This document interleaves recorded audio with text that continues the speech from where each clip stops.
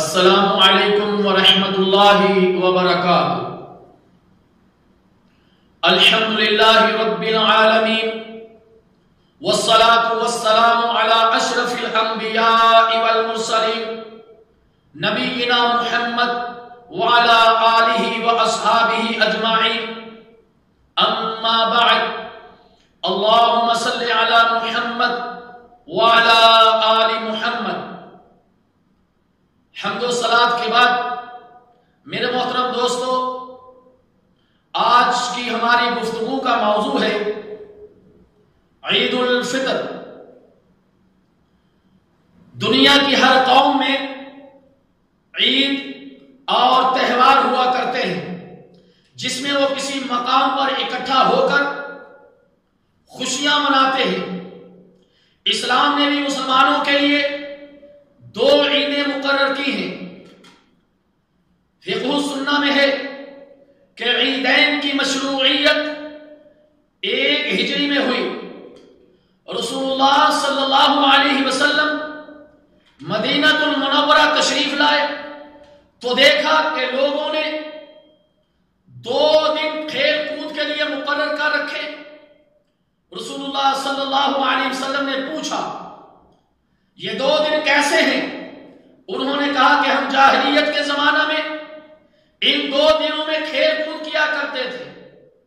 رسول اللہ صلی اللہ علیہ وسلم نے فرمایا، اللہ تعالیٰ نے ان دنوں کے بدلے میں 2 دن ہمیں عنایت فرمائے ہیں جو ان 2 دنوں سے بہتر ہے۔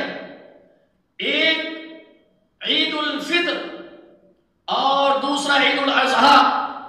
سنن ابی داؤد۔ مسلمانوں کی شرعی عیدیں 2 ہی ہیں۔ ان کے علاوہ جتنی عیدیں لوگوں نے خود متعین کی ہوئی ہیں ان کی کوئی شرعی حیثیت نہیں، بلکہ یہ ایجاد اور بدعت ہے۔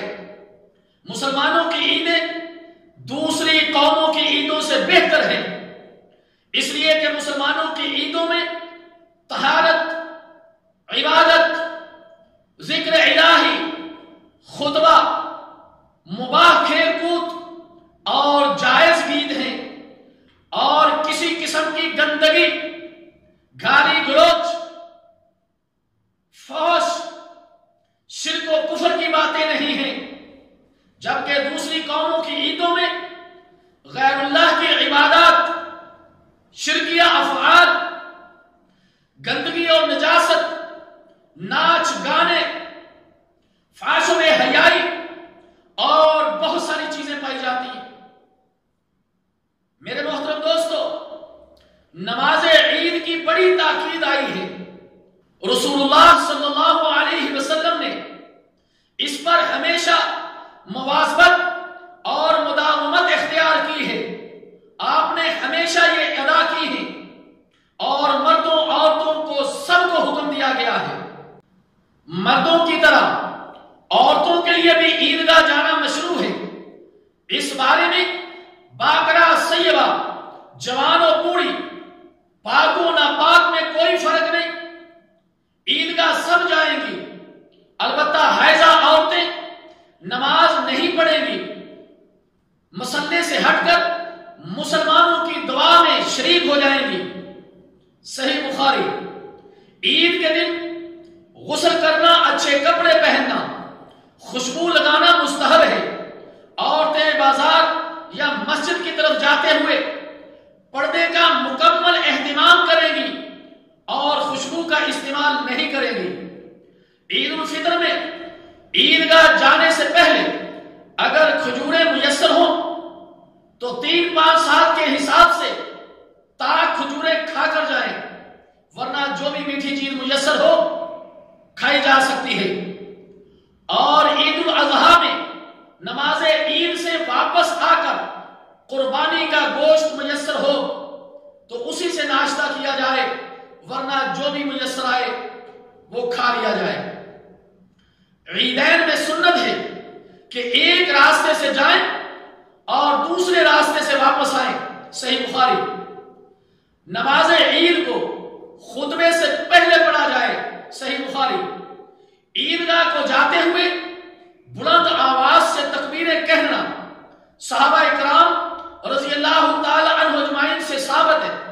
سیدنا عبداللہ بن مسعود رضی اللہ تعالی عنہ سے یہ الفاظ مروی ہیں، اللہ اکبر اللہ اکبر لا الہ الا اللہ واللہ اکبر اللہ اکبر وللہ الحمد۔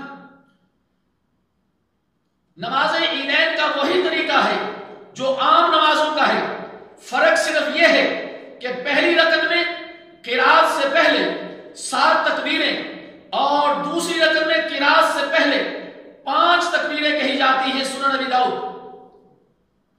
میرے محترم دوستو، بڑے افسوس سے کہنا پڑتا ہے کہ مرد و عورتیں اپنی عبادات پر پانی اس وقت پھیر دیتے ہیں جب چاند رات ہوتی ہے یا اس سے ایک رات پہلے اکثر و بیشتر بازاروں میں نکل جاتے ہیں۔